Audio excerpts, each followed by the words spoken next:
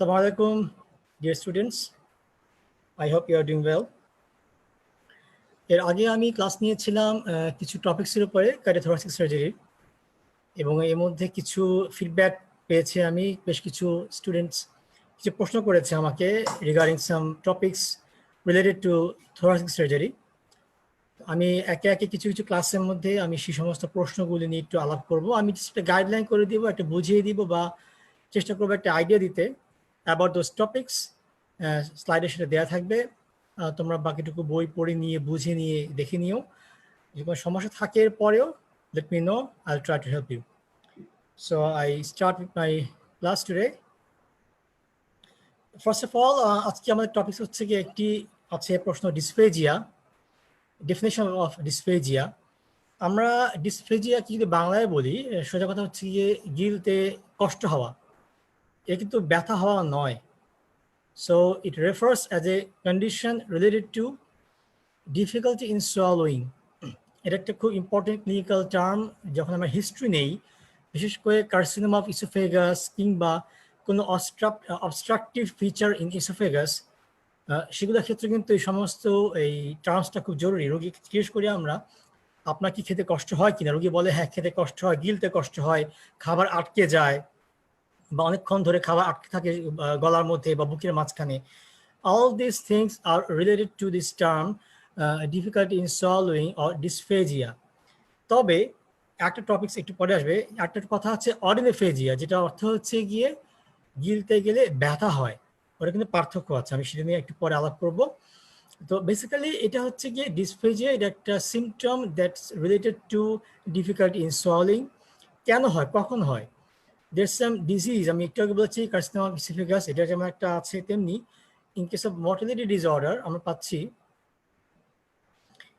Mortality disorder যখন হয় তখন পাচ্ছি আমরা অ্যাকালেশিয়ার ক্ষেত্রে, ডিফিউজ ইসোফেজিয়াল স্পাজম, স্ক্লেরোডার্মা। এগুলো হলে দেখা যায় যে তার পেশেন্ট বলে খাবারটা বুকের মাঝখানে আটকে যাচ্ছে, খাবারটা বেরোচ্ছে না বা যাচ্ছে না নিচের দিকে।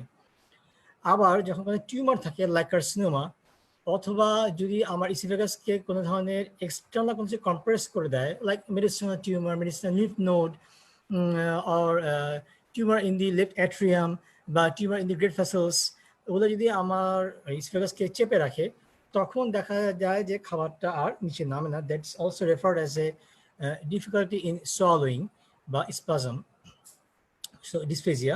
সো এগুলো হচ্ছে গিয়ে একটা কজ। এছাড়া oesophageal web, oesophageal ring, oesophageal রিংটা হচ্ছে গিয়ে এক ধরনের এক্সট্রা একটা রিং তৈরি হয় অ্যারাউন্ড ইনসাইড দ্য ইসোফেগাস, যেটা পর্দা মতো করে রাখে। ওয়েবটা অনেকটা তাই, এটা আলাদা একটা জালি মতো তৈরি করে রাখে, যেখানে খাবারটা এক জায়গায় আটকে যায়, নিচের দিকে নামে না। এছাড়া ফরেন বডি ক্ষেত্রেও তাই, ফরেন বডি থাকলে অনেক সময় খাবারটা নিচে নামে না। একটা বড় মজার জিনিস হচ্ছে গিয়ে some drugs like vitamin C, doxycycline, NSAIDs, trimethoprim, এগুলো লং টার্ম ধরে খেলে, সাথে যদি আমি একটা অ্যান্টি আলসারেন্ট না নেই, তখন দেখা যায় যে এগুলোর কারণে আলসারেশন হয়, তখন খাবারটা ইরিটেশনের জন্য খাবারটা গলার মধ্যে বা ইসোফেগাসের মধ্যে আটকে যায়, ডিসফেজিয়া হয়। এছাড়া কোনো ডিজিজ, সাপোজ মেডিসিনাল টিউমার আছে বা লাং ক্যান্সার আছে, সেটার জন্য রেডিয়েশন দিতে হচ্ছে পেশেন্টকে, বা চেস্ট ওয়াল টিউমার আছে সেটার জন্য পেশেন্টকে নিতে হচ্ছে রেডিয়েশন অ্যারাউন্ড দিস ইসোফেগাস, তখন ইসোফেগাসে ইরিটেশন হয়, ওই জায়গাটা স্পাজম হয়ে যায়, খাবারটা নিচে নামে না। আরেকটা বলেছিলাম যে মেডিসিনাল ম্যাস বা ভ্যাসকুলার সাম টিউমার, তো সবগুলো এগুলো হচ্ছে কি কজ। ডিসফেজিয়াটা হতে পারে itself A disease of oesophagus or some other conditions around oesophagus that related to this condition. এবং এটা অবশ্যই যখন আমরা হিস্ট্রি নিব পেশেন্টের কাছ থেকে, এটা আমাদের বুঝতে হবে তার গলা ব্যথা হয় খেতে গেলে, নাকি খাবার আটকে যায়, এই দুটো বা দুটোই আসতে হয় কিনা। Now we come to the second topics, that is অডিনোফেজিয়া। আমি আগে বলেছি এটা একটা condition very close two dysphagia, অর্থাৎ অনেক সময় রোগীর কথা শুনে আলাদা করা কঠিন হয়ে পড়ে, রোগী খেতে কষ্ট হচ্ছে বা নাকি ব্যথা হচ্ছে, অনেক সময় রোগী নিজে বুঝতে পারে না। একটা উদাহরণ দিই, অনেকে হয়তো বা টনসিলাইটিস হয়েছে, আমাদের অনেকেরই হয়েছে, বা মাম্পস হয়েছে অনেকেরই, বা অনেক সময় দেখা যায় যে ঠান্ডা লেগে ঢোক গিলতে কষ্ট হচ্ছে, আমরা বলি যে এখানে ব্যথা করছে। সো ওরোফ্যারিংসে অনেক সময় ব্যথা করে, খেতে পারি না বা ঢোক গিলতে কষ্ট হয় বা ব্যথা করে খাবার খেলে, that is actually refers to odynophagia. যখন আমি গিলে ফেলি, the food materials goes inside the stomach through this esophagus, doesn't stuck anywhere, whereas in dysphagia খাবারটা আসলে আটকে যায় আর নিচে নামতে চায় না। সো অরিনিফেজিয়া তো একটা মাইনর কন্ডিশন, যেটা মূলত আমি বলেছি যে painful swallowing actually is not difficult in swallowing. এটা সাধারণত ক্লিনিক্যাল কোনো সিমটম না in case of carcinoma oesophagus আর একালেশিয়ার ক্ষেত্রে, তবে অংশ রোগী বলতে পারে। সো এটা কেমন হতে পারে? একটা হচ্ছে গিয়ে বলেছি ইসোফেজিয়াল ক্যান্সার, যদিও বললাম যে এটা একটু কম আমরা পাই, তবে যে সমস্ত পেশেন্ট খুব টোবাকো স্মোকার থাকে বা যারা তামাক জর্দা এগুলো খায়, বেটানাট খায়, তাদের কিন্তু এটা হতে পারে। এবং অবশ্যই পারসিস্টেন্ট হার্টবার্ন যাদের থাকে, জিওআরডি যাদের থাকে, ওদের ক্ষেত্রে এটা আমরা সহজেই পাই বা এটা কমনলি আমরা জানতে পারি। তেমনি যাদের আছে ডায়াবেটিস বা কোনো ধরনের ইমিউনোসাপ্রেসেন্ট আছে, যাদের সহজে ফাঙ্গাল ইনফেকশন হয়, লং টার্ম ইনফেকশন হয়, দেখা যায় যে জিহ্বার ভিতরে, ওরাল ক্যাভিটিতে, ইনসাইড দ্য ফ্যারিংসে তাদের মধ্যে ফাঙ্গাল ইনফেকশন দেখা যাচ্ছে, তাদের ক্ষেত্রে এই জায়গাটা পেইনফুল সোয়ালিং হয়, because the mouth cavity, oral cavity is ulcerated. সেটা নর্মাল কোটিং থাকে মিউকোসা, সেটা নষ্ট হয়ে যায়, ব্রিচ হয়ে যায়, তখন সে কোনো খাবার সহজে গিলতে পারে না, খেতে কষ্ট হয়।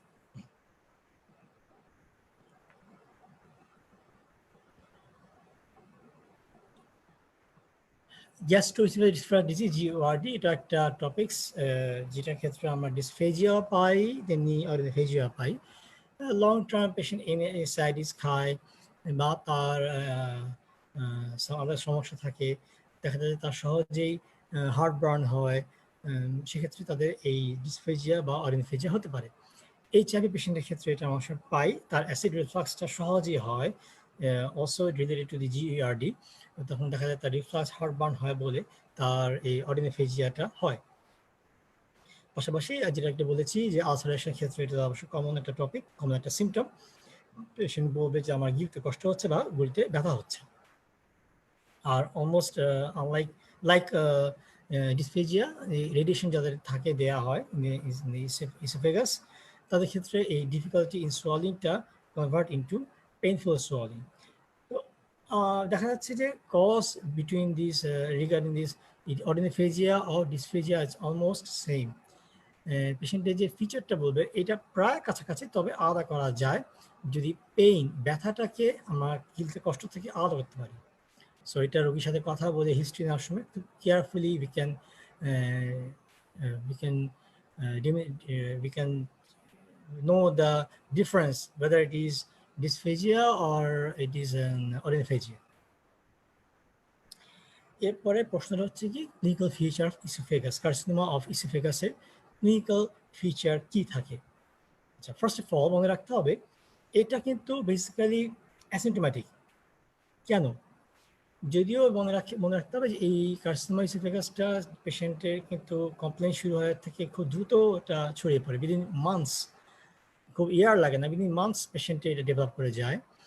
রোগী যতক্ষণ পর্যন্ত না একটা খাবারটা পুরো আটকে যায়, ডিসফেজিয়া হয়, পেশেন্ট কিন্তু বুঝতে পারে না সে খাবার গিলে যাচ্ছে, খেয়ে যাচ্ছে, কিন্তু তার ভিতরে টিউমারটা ধীরে ধীরে বড় হতে থাকে। উইদিন ফিউ মান্থস এটা যখন তার পুরো লুমেনটাকে অলমোস্ট বন্ধ করে ফেলে বা নেয়াটোটা বন্ধ হয়ে যায়, তখন তার খাবার বোলাস আটকে যায়, লাইক কোনো ধরনের সলিড ফুড আটকে যায়, তখন সে বুঝতে পারে তার কোনো সমস্যা হচ্ছে, তখন সে ডক্টরের কাছে যায়। এবং এখানে একটা মজার জিনিস, এই একটা টার্ম আছে প্রোগ্রেসিভ ডিসফেজিয়া, অর্থাৎ এটা কিন্তু হুট করেই খাবার আটকে যাচ্ছে তা না। পেশেন্ট প্রথমে বলবে যে আমার শক্ত খাবার খেলে একটু একটু আটকে যেত, খাবারটা নরম করে চাবি খেলে চলে যায়, এরপর সে বলে না এখন আমার তরল খাবারটা খেলে আটকে যাচ্ছে। So it's progressive, not like যে সার্টেন এসে বলবে যে আমার সমস্ত খাবার আটকে যাচ্ছে। সো ইনিশিয়ালি সলিড, দেন টু লিকুইড। মনে রাখতে হবে এই এই যে ফিচারটা বললাম এটা কিন্তু অ্যাকালেশিয়া রিভার্স, এটা আমরা বলবো পরে আসবে।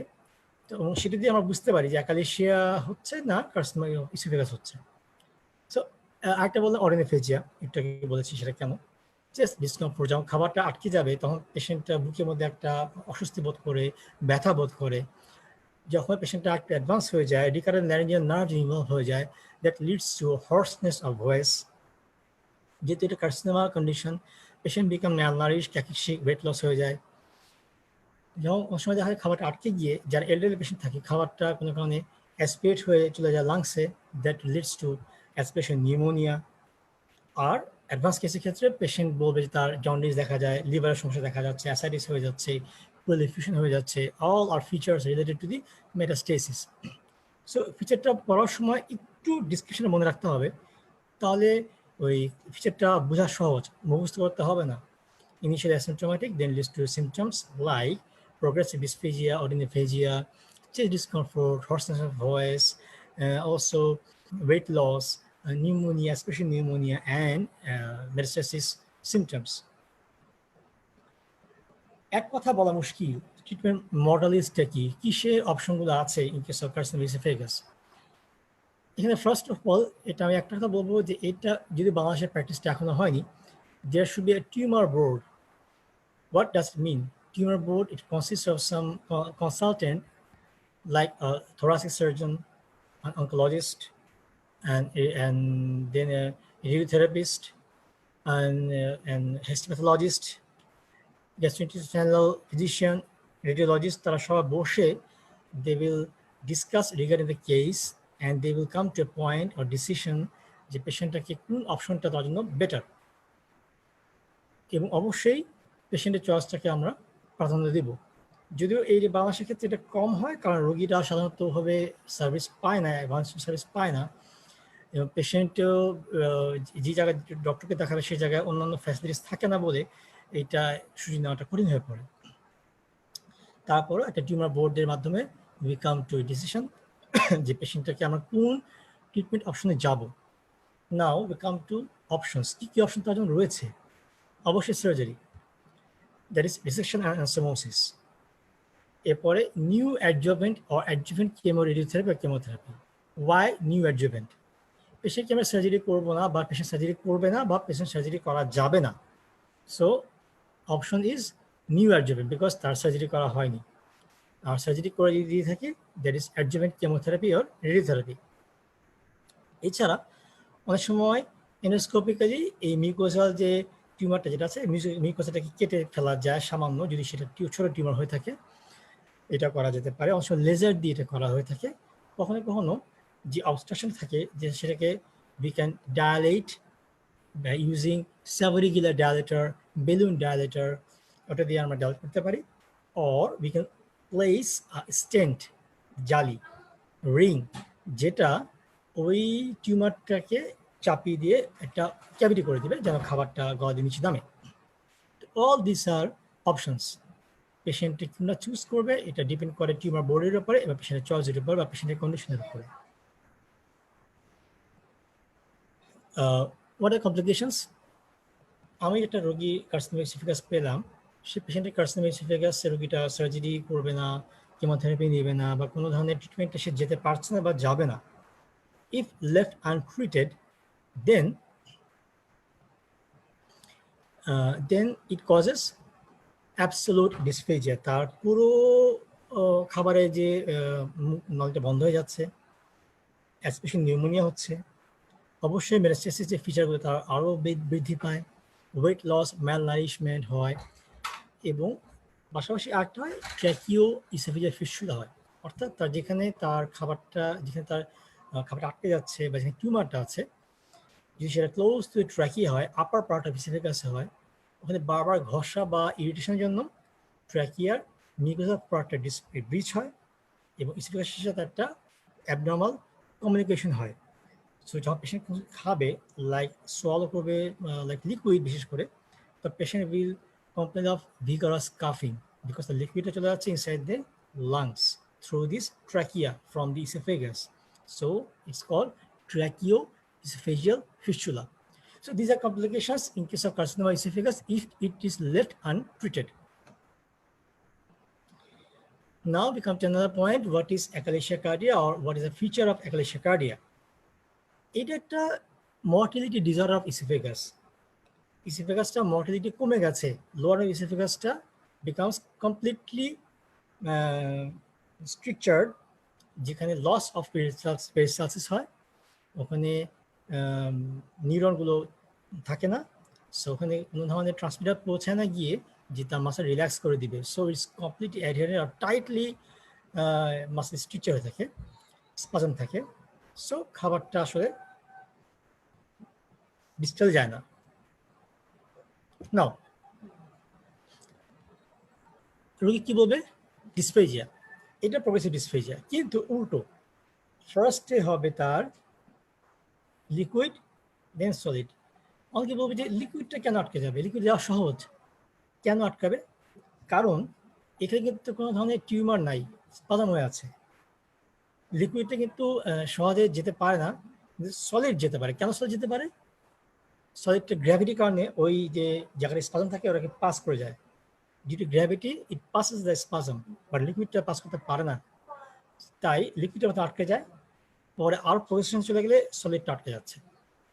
যখন খাবার আটকে যায়, obviously it gives a retrospinal discomfort, chest discomfort, sometimes aspiration, regurgitation হয়ে যায়, not vomiting, হয় regurgitation। এবং পেশেন্ট কিন্তু অনেক ঘন্টা পরে বলবে, খাবার পরপরই বলবে না, কিন্তু বেশ অনেক পরে বলবে আমার খাবারটা যা খেয়েছি আনডাইজেস্টেড ম্যাটেরিয়াল ফুড বেরিয়ে যাচ্ছে। এবং সেই খাবারটা যদি কখন চলে যায় ইনসাইড লাংস, যেহেতু এখানে থাকতেছে some bacterias in normal flora, it causes lung abscess, bronchiectasis, pneumonia. What are the treatment options? Medical treatment. We can give calcium channel blocker, যেটা সেই স্পাজমটাকে রিলিফ করে দেওয়া যায়। Anticholinergic agent দেওয়া যায়। We can dilate the esophagus, balloon dilation or SG or subregular dilation করা যায় through endoscope. Botulinum toxin দেওয়া যায় to relax the smooth muscles of the starter muscles of the skeletal muscles of the esophagus. And yet, we can offer surgery, that is esophagocardiomayotomy, or better to say Heller's modified Heller's esophagocardiomayotomy। আমরা ইসোফেগাসের দুটো layer থাকে আমরা জানি, মাসেলের outer লংজিটিউডিনাল, inner circular.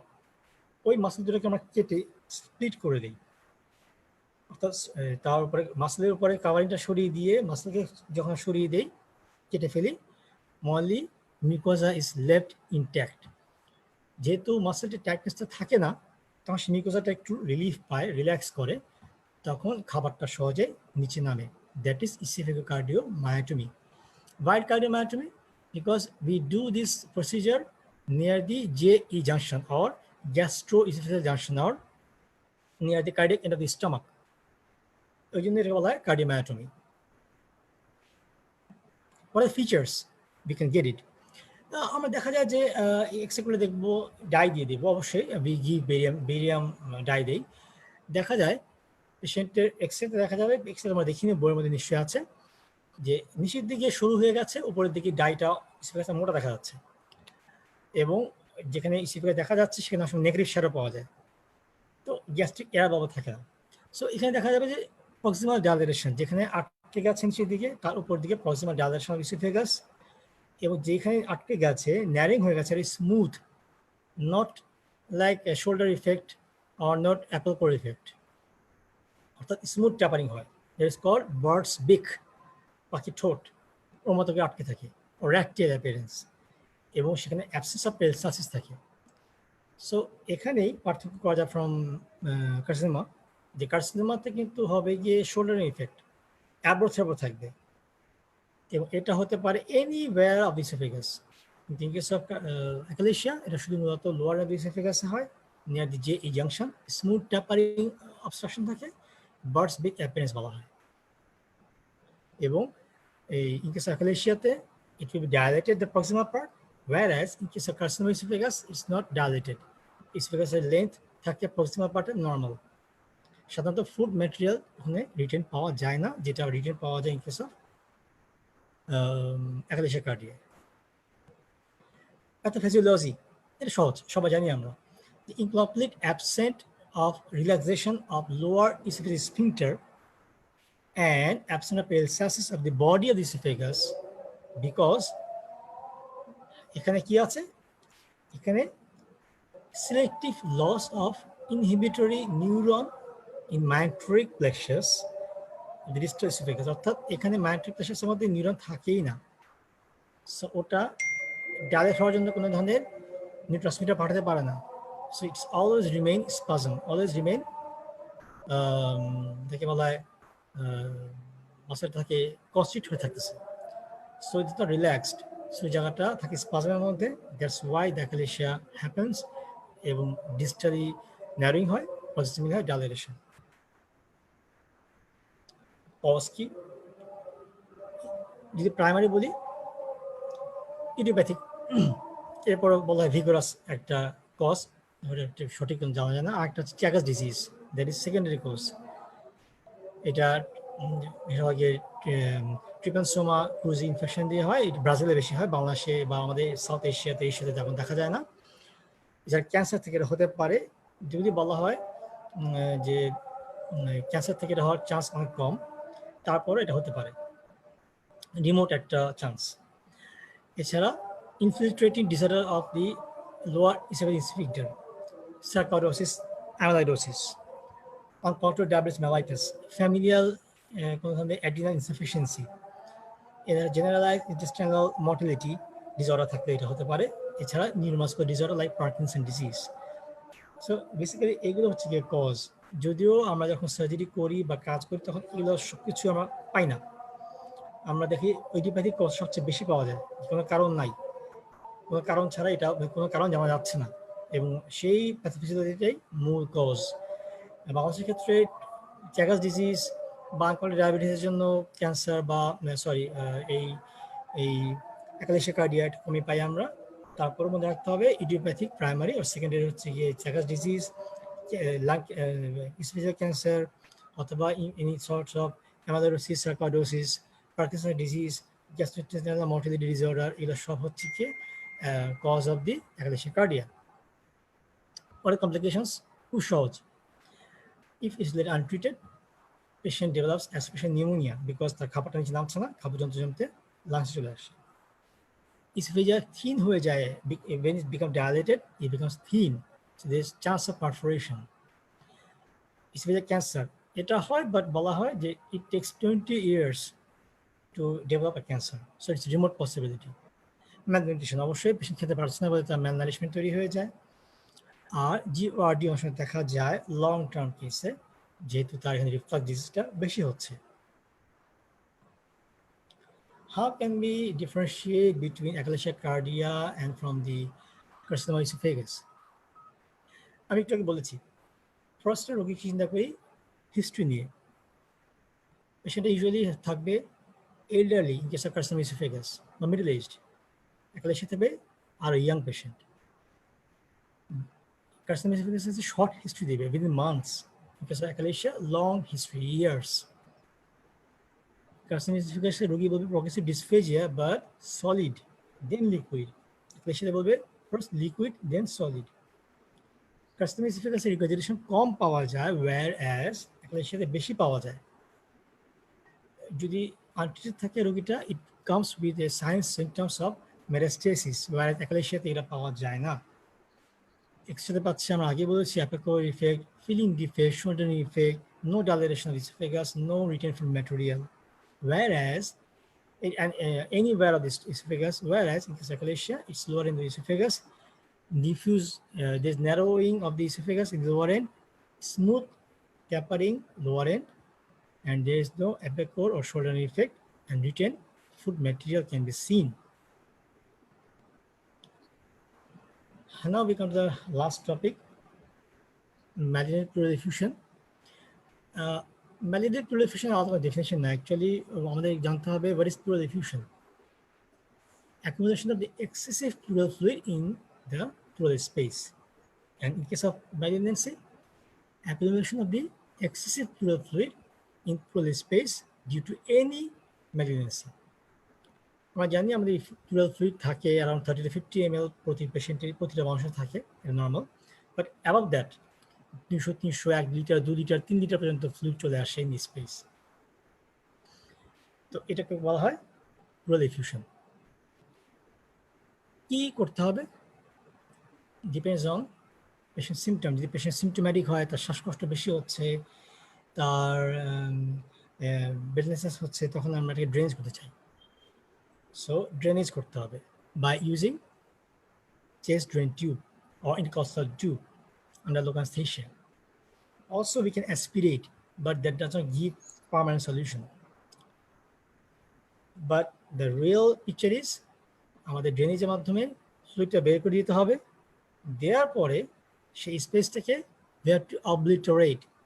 Plural যে space থাকে, প্যারেটাল ভিসেরালটাকে আমরা যে স্পেসটা থাকে ওটাকে আমরা একটা ওষুধ দিয়ে বা কোনো কিছু করার মাধ্যমে এটাকে বন্ধ করে দিব, অ্যাডহিয়ার করে দিব, অবলিটারেট করে দিব, যেন এখান থেকে কোনো ফ্লুইড না জমার জায়গায় থাকে।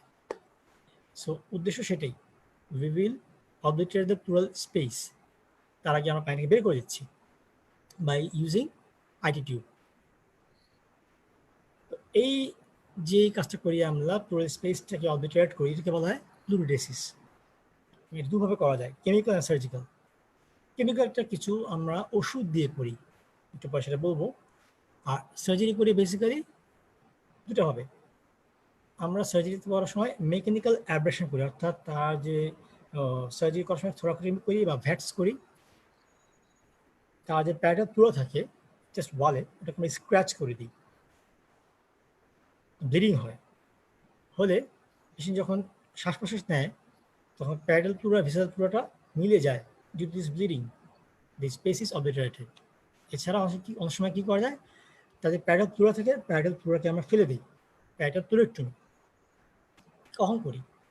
যখন পেশেন্টে রিকারেন্ট নিউমোথরাক্স নিয়ে আসে, রিকারেন্ট ইফিউশন নিয়ে আসে, টেনশন নিউমোথরাক্স নিয়ে আসে, এগুলোর ক্ষেত্রে আমরা তাকে সার্জিক্যাল প্লুরিসিসটাকে অ্যাডভাইস করি, অথবা ফেইল্ড কেমিক্যাল প্লুরিসিস, তাকে 3-4 বার কেমিক্যাল প্লুরিসিস করা হয়েছে, দ্যাট ডিডন্ট ওয়ার্ক, তখন আমরা কেমিক্যাল প্লুরিসিসকে বাদ দিয়ে we go for surgical pleurisy. Now we come to the final part, কি দেওয়া হয়। We give some sclerosing agent like tetracycline, doxycycline, quinaprine, talc, silver nitrate, autologous blood. Patient নিজের ব্লাডকে আমরা যদি দিয়ে দেই within the space, it also creates some infection এবং সেখান থেকে স্টেরিলিটি হয়ে গিয়ে বন্ধ হয়ে যায়। হ্যাপাটোনিক গ্লুকোজ দেওয়া যায়। তবে বাংলাদেশের ক্ষেত্রে in our country we mostly use talc blood. টেট্রাসাইক্লিনটা কম দেওয়া হয় বিকজ ভেরি পেইনফুল। এছাড়া দেওয়া হয় some cytotoxic drug. We basically use bleomycin, cisplatin, thiotepa, fluorouracil. এগুলো দিয়েও একটা স্টেরাইল ইনফ্লামেশন তৈরি করা হয় এবং ওটা হয়ে গেলে প্যাডের পুরো ভিতরের পুরোটা মিলে যায়। যেটা বললাম ব্লিউমাইসিন, সেটা ব্লড স্ক্লেরোজেন অ্যান্ড টেস্টোটক্সিক। এছাড়াও ডক্সিরিবোসিন, রেডিয়েটিভ কলয়েড, এসব দিয়ে আমরা কেমিক্যাল প্লুরিসিস করতে পারি। এটা আমি একটু আগে বলে ফেলেছি সার্জিক্যাল প্লুরিসিস কেন করা হয় বা কী দিয়ে করা হয়।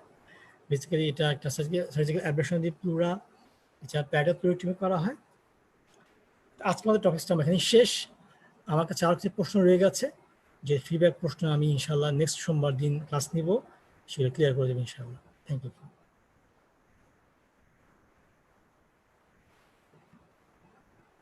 লাইভটা বন্ধ করছি তাহলে। জি স্যার, থ্যাংক ইউ স্যার। আসসালামু আলাইকুম স্যার।